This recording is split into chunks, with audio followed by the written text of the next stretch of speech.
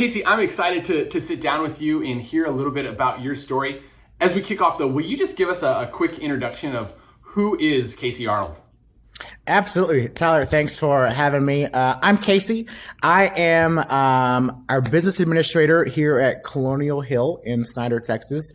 Also, just kind of became the interim worship pastor.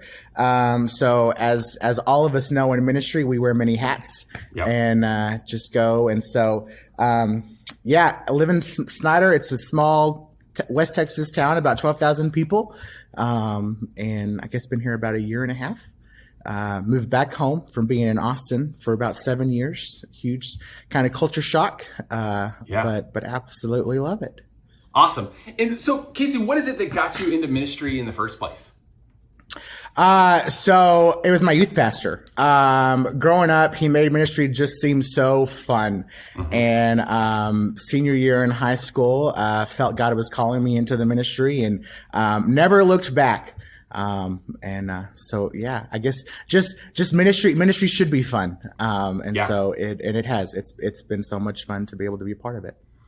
And so help us to unpack. So you did ministry in Texas at a large congregation there. And then now you're back home at Colonial Hill Baptist Church. So help us get an understanding. What's Colonial Hill like?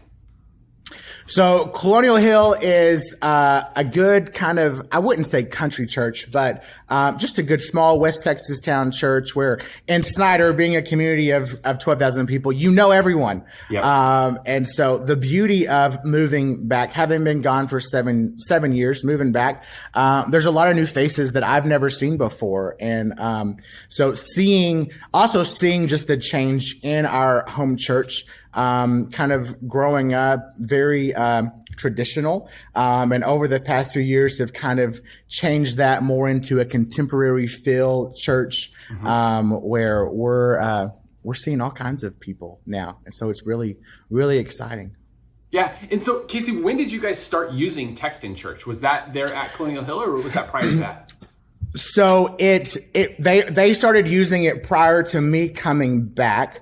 But they started using it because I had used it back in Austin back in 2017. There was another guy on staff at the church in Austin that actually moved back home. And so he was aware of it. It was actually my youth pastor, that then became our lead pastor here at the church. And so he knew about it, and started using it, but they weren't using it to its fullest. And so then when I came on board, it was like, all right, let's get it going. Yeah, I love that. So what are some of the powerful ways that you guys are using Texan Church now? So one of the biggest ways is it's our digital connection card to help connect those first time guests.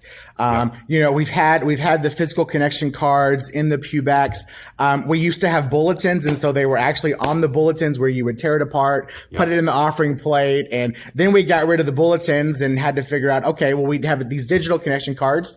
Well, then COVID hit, and so we needed to go digital anyway. So it really worked out that we already had it in place. It's a great way of collecting everyone's information right then and there. You're not having to physically type it in and having to read the people's handwriting that you can't always read. So using it to connect our first time guest, but then also using it as a follow-up system to where those that accept Jesus for the very first time, a system to allow us to then follow up with them, send them some resources, get them plugged in, get them baptized, and those are the two primary ways that we've been using it over the last 2 years. Yeah, that's awesome. So looking back as we come out of the pandemic, what would communication have been like had you not had a tool like Texan Church in place?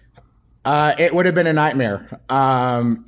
We were using email, and the church had been using email for quite some time, but, and I've still noticed to this day, the open rate of an email isn't that great. And, so we wouldn't have been able to really communicate and connect on a personal level, with our church members.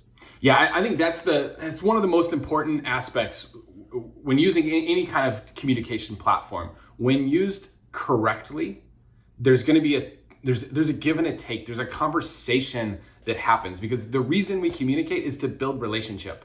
And if all we're doing is blasting out emails or blasting out text messages, but there's not people replying, there's not conversation happening, that's not ministry. And I think the communication tools we use as church leaders ought to foster ministry. Like, that's the purpose of them. That's why we use them. That's why we do what we do. And so when done right, I think we can absolutely do that. And so, yeah, I completely agree with you that it's that connection, the give and the take, the conversation that comes out of it that ends up being so important.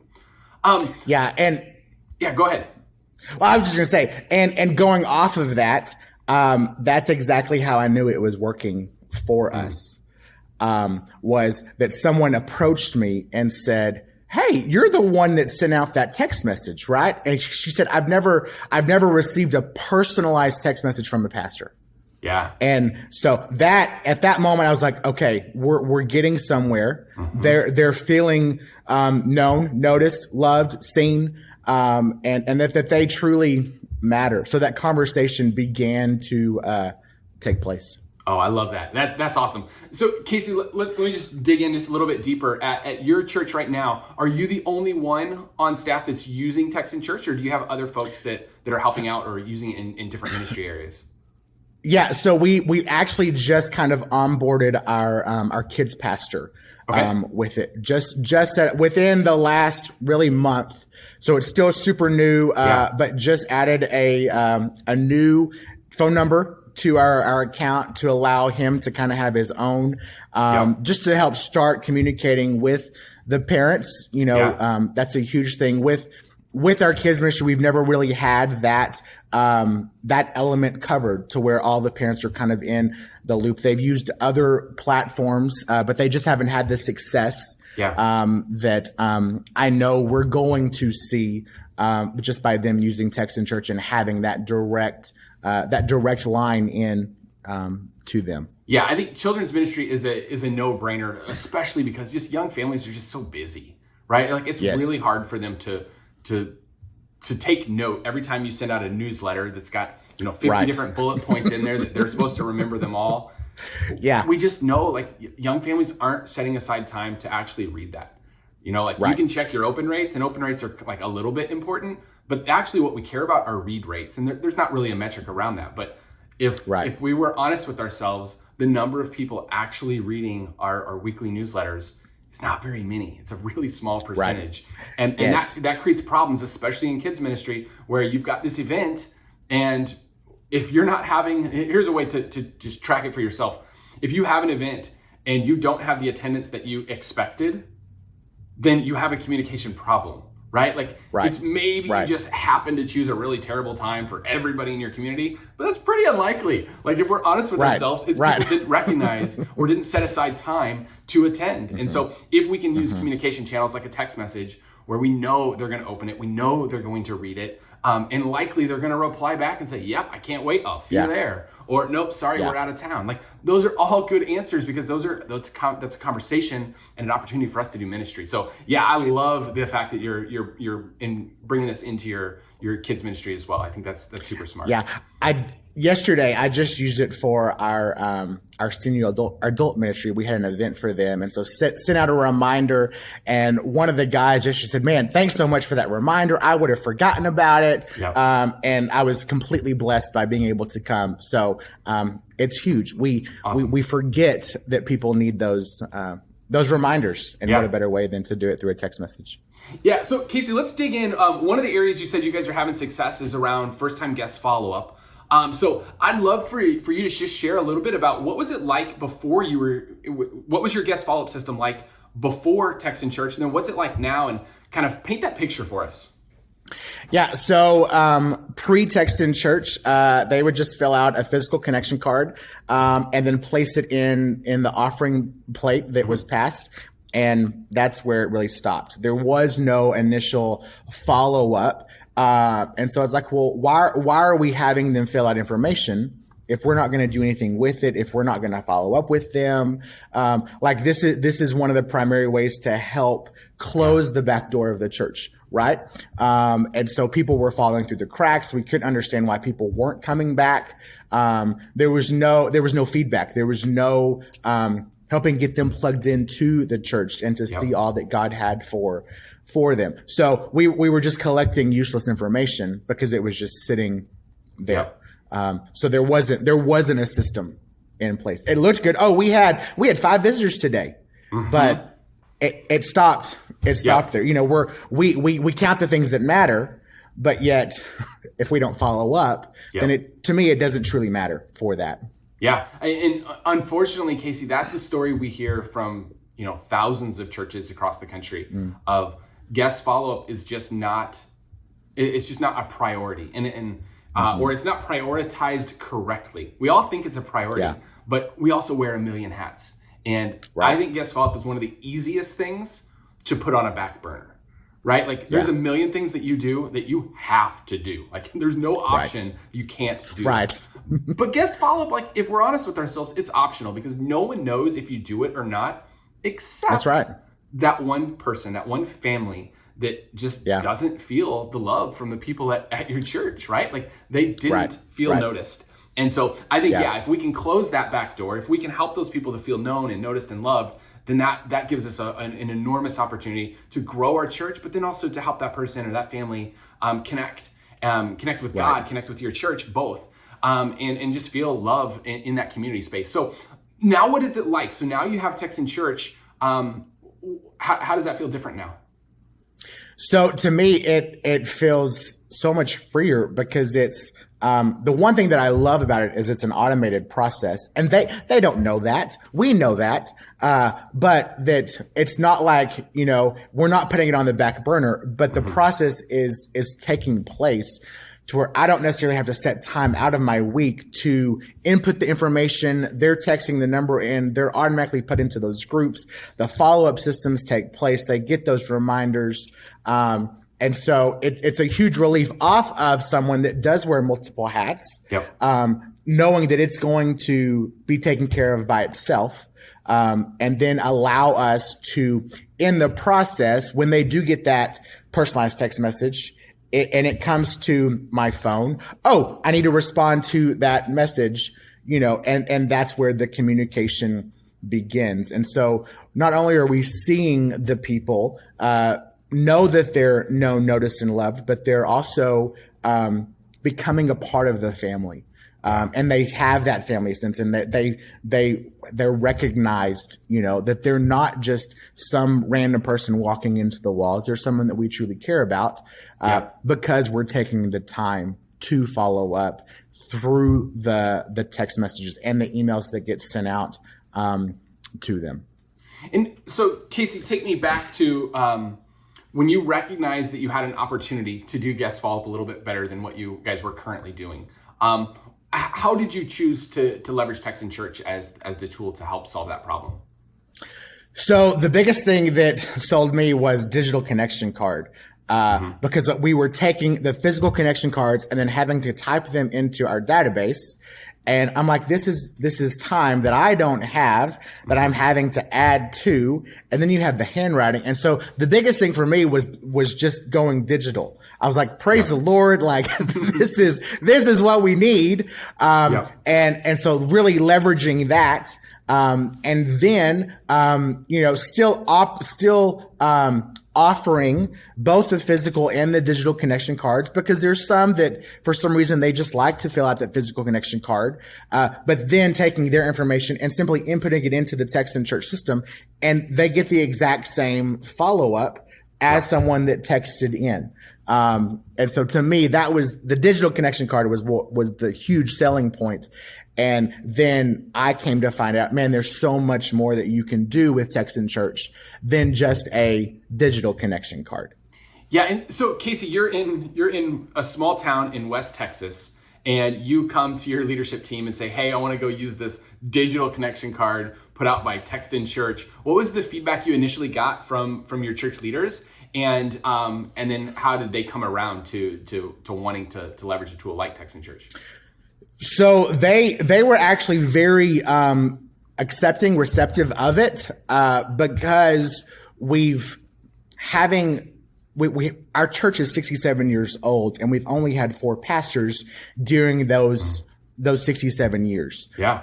And so with the younger leadership that has kind of come in and been a part, they were all for like helping bring our church into the 21st century. And so it was a no-brainer for them. Like I didn't have to convince them. They were like, okay, let's try it. Let's go for it. And we haven't looked back since. I love it. And having that experimental attitude of, let's try it. Like they didn't make the decision of like, okay, yeah, let's use it for the next 20 years. They said, let's try it. Right. If it didn't work, we get rid of it. If it works, awesome, we keep it. As long as it continues to work, right? It might be 20 years, it might be 10 years, it might be 100 years. You never know. But I think it's really important that church leaders have that experimental attitude, recognizing that it's okay and it's actually good to try new things so that we can improve. If there's a better way to gather someone's if there's a better way to gather someone's contact information, we should do it, right? Like just because we've used a connection card for the last 50 years, that doesn't mean we have to use it for the next 50. Maybe we should, but we should try that out, test that out. And I love how you guys are actually doing a hybrid where you do offer the digital, but you have a physical connection card that you have as well. Because I think it's important that we recognize that not all people are the same, even in my own family. Right. If you ask me to text a number, I'm going to do it before you can finish talking. My wife, on the other hand, she'll be reaching for the Connect card that's in the back of the pew, and she'll be filling that thing out. I would never fill that out because if I did, I'd be the one that you couldn't read. Right? It would be a waste of my time, a waste of your time. No one could read it. Like, we all are different, and I think as ministry leaders, that's something we just need to embrace. Like, we're not all cut from the exact same cloth. We're a little bit different here, and we can recognize those differences and provide options so that we can best connect with all those people. I love that. So too. I think the beauty, to follow up on that, the beauty of it was, since I had done it at a church there in Austin, I had the knowledge of also that I was able to sell it to. When I started in Austin, it was that 60-day free trial back in 2017 that we did it right before Easter, which is kind of a crazy time to, well, hey, let's try it. But I'm thinking, well, Easter Sunday, that's the Super Bowl of the church. That's when you have all of your guests. Yep. So if it works, I don't have to take all that information and type it in myself. Yep. So I took full advantage of the 60-day free trial, and used it, and then was able to use that because I saw the success, and also use that as a selling point to, our leadership here at, in Synder.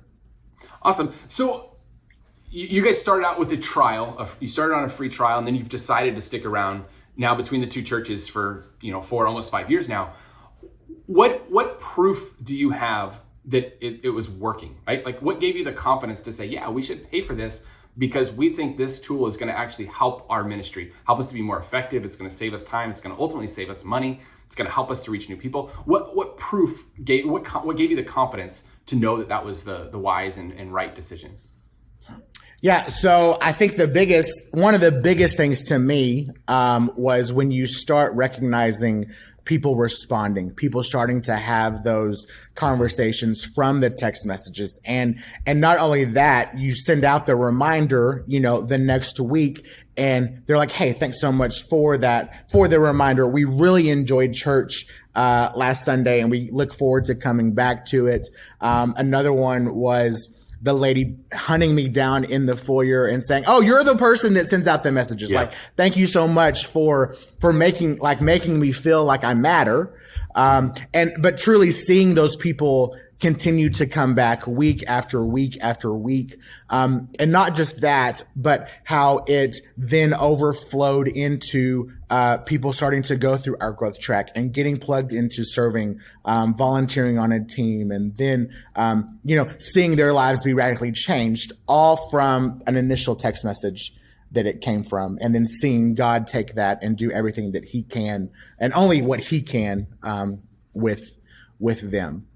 Yeah, I love that. I think like life change, long-term life impact is why Texan Church exists. It's why you do what you do. We're a small piece of this whole puzzle. Yeah. Right. But I think we as church leaders play an enormous role in helping people to meet Christ, to find a loving church family. Like it maybe sometimes just happens. They walk in the church building and they have this incredible experience. That happens sometimes, but that's not the normal path for most people in today's environment. Right. Like it takes months or even years for people to come to Christ oftentimes, or to find a church home that they just truly connect with. And so I think we as church leaders have this enormous role of helping people to feel connected, to feel that they've got a friend at church. And we can start that just by texting, by sending an email. Like it starts in a digital world and then it moves to the physical world. So in no way you nor I would ever say that, oh no, we don't need no reason to break bread with people. We don't need to have coffee. All we do is just send them text messages. That's not what we're saying. We're saying text messages are a great way to set up coffee, right? Like, it's a great way to start a relationship and then also to continue it. You know, you and I have never met in person, but yet we've fostered a little bit of a friendship because of the digital world that exists to us. And so we've taken advantage of that, and that's opened up doors for us. And so like that's the exact same process we're trying to create for every person who steps foot into our church building or watches and tunes into an online worship experience. We want to connect, and so we have to build those opportunities right into that. Another thing was just knowing that it was working was there was a lady who had visited our church, and it had been some time since she had came, but she still had our Texan Church number in her messages. And one Saturday morning, I get a text message from her that says she's in the hospital with her friend. And would you pray for her friend? So not only did, it helped kind of get them into the church, but she kept it because it was a direct line to the church that she knew, hey, I can reach out in this time of need and the church is going to be there to pray or do whatever, is needed for them at that time. Yeah, that's beautiful. That's an awesome story. So, Casey, we've talked about how you guys have leveraged it for guest follow-up. I'd love to dig into how you guys are using this for new believers, for those that are placing their faith in Jesus for the first time. What does that process look like? What did it look like before you started using Texan Church for that? And then what's it look like now?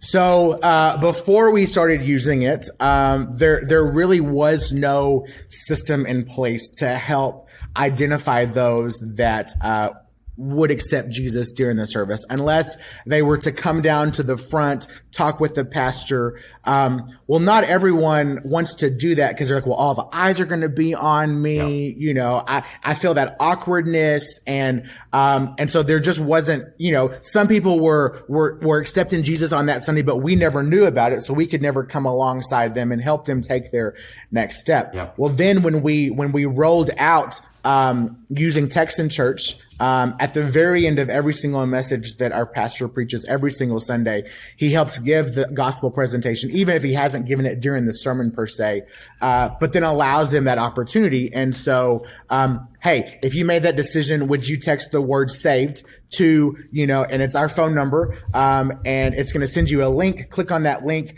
fill out your information, and then it's just going to allow us to connect with you during the week. We're going to send some resources to you, and to allow you to then take your next steps. So then we follow up with them throughout that week, send them that information, and then it helps foster just the communication with them. Okay, what questions do you have? Like, here, let's help you walk through that. We've got baptism coming up. That's going to be your next step, is to get baptized. And so it allows us to have a central database, to then keep track of those people. And we've seen a huge success with that people, they love just texting it in. And then it allows us to follow up. So we don't necessarily have a workflow for that. We simply just use it to collect their information. And then we personally will then reach out and get it from them. Yeah. So let me tap on that for just a second. So you just said that you don't use a workflow for this. So you have people that are texting a keyword, you're gathering their information, and then you're following up with them in this instance manually, right? You're not saying, hey, this is something that we can do cookie cutter. This isn't something we can have a one size fits all solution for. So we're not going to set up a workflow like we do with our guest follow up. We're going to instead manually, individually, as a human, interact with this person and care for them one-on-one, individually, every single time. So you've set up a system to do it. But I love the fact that you're not leveraging automation. So like I'm an automation geek and I try to automate everything I can in my whole life. But there are things that are too important to automate. Agreed. Yes. And I think this is one of those. I think this is one of those opportunities where the human interaction can jump in there. And so there might be churches that have automated this and they're having success with this. And I know there's a ton on the platform that do and can. So if that makes sense for you, go for it. But in your instance, I love how you guys made a thoughtful decision not to, right? It's not that you didn't realize, we could automate this. You knew, and then you chose, no, we're going to do this on a one-on-one basis because not everyone's coming to that decision for the same reason, right? Like there is definite opportunities for ministry here. And you're taking full advantage of that. I love that. So I just wanted to pause for a moment, and for everyone who's watching this and listening in right now, recognize you don't have to automate everything. There are times to automate, there are times not to. And I think this is a perfect, thoughtful decision by you on how you're approaching this. So I think that was brilliant. I just wanted to make sure that everybody caught on to that because I think that's super, super important. Yeah. And Casey, let me ask another question around this. So is this process working for you? And if so, like how do you know that? It is. So one, we're seeing that the resources that we're sending them. So we send them just two different books in the mail. And we're seeing that they are loving the books. Like it's really helping them take their next step, like learn how to, what is your next step? Like maybe you haven't read the Bible. Well, it kind of helps explain just the basic needs of it. Like it helps explain the vision of our church. But then we're also seeing them want to follow up with being baptized. Now it's not always the next month's baptism service. It could be a few services down the road, which on our end, it does kind of help take us some more organizationally, figuring out, okay, this person hasn't been baptized, knowing where they're all at in their spiritual journey.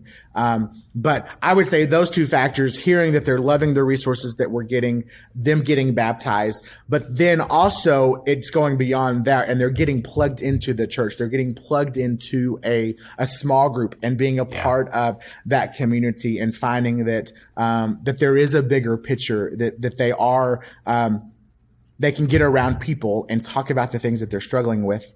And so all from, once again, a text message. And here we are that they are in a small group, serving on a dream team, being a part of the church. Yeah, I love the intentionality that you guys put into each of these processes that we've talked about, both the guest follow-up, your new believers. You have a very clear process, a workflow that everyone goes down. And it might look different for each person, but you guys have been very thoughtful and intentional around how do you craft this path for everyone to go down. And you were talking about just a minute ago of having a very clear next step. I think that's one of the most critical things that we can do is, people that are not regular attenders at a church, if they didn't grow up in the church, man, we do weird stuff at church. Like we just really do. We do. And so I think if we can help them to understand, like, okay, amid all this weirdness that's happening around me, you know what? I'm liking this place. This feels good to me. But the next question that they're going to ask themselves is like, okay, but what's next? Like, what am I supposed to do now? If we can provide that clear next step to them, no matter where they are in their spiritual journey, that's how we can just nudge them forward. We were talking about it a minute ago, like, some people are going to come to Christ during the message, right? Like it's just going to happen. But that's not the normal path. Most people, it's going to take months, if not years. If we can be there along that path with them and constantly encouraging them and being there in step with them, that's where the intentionality of your processes makes all the difference in the world, right? Like if you didn't have those steps in place, you're going to have people that are falling through the cracks, that are slipping through the back door, like all of those terms. Like we have those as insider terms as church leaders because they're real, right? Like we really truly do have a back door of first-time guests who come and then never come back. we have to recognize that and then work really, really hard to close those doors so that we have opportunities to engage with every single first-time guest that we have. You know, if nothing else, we want them to know that we saw them, that we care for them, and that we want them to come back.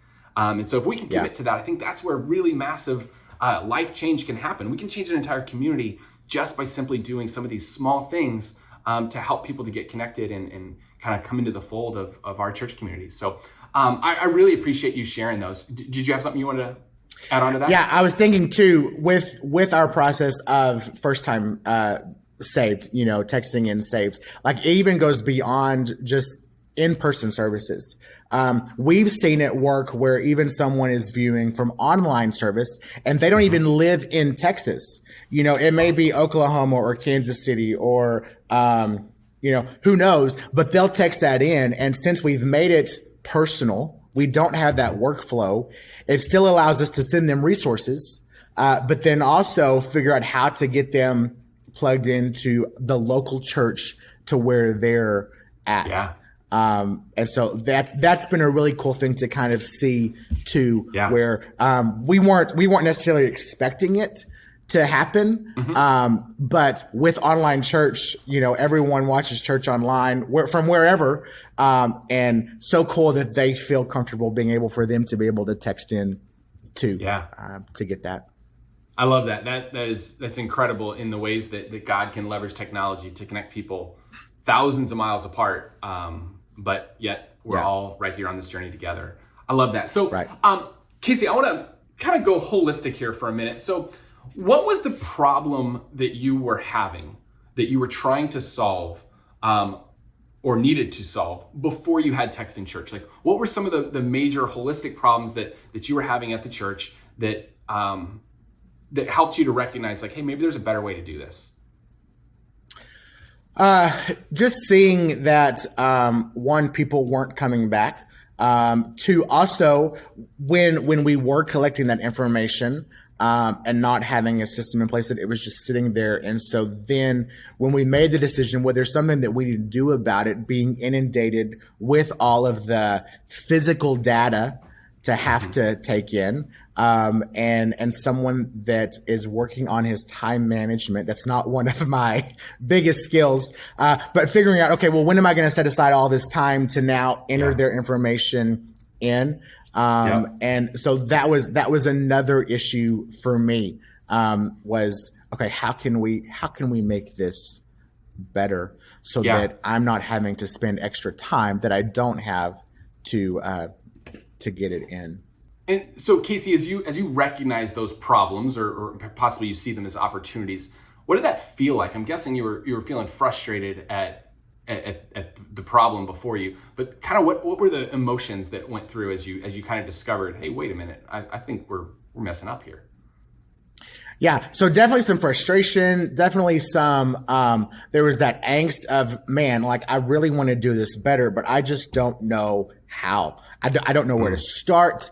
Like, there's so much here that needs to take place, but I don't know where to even begin. And so basically going in it feeling defeated. Like there's not even a good game plan to go forward and how to overcome this to then make it work for us. And so then how did you feel, how is Texan Church different? Like, how did Texan Church end up being part of the solution to that problem? Texan Church basically took everything off my plate.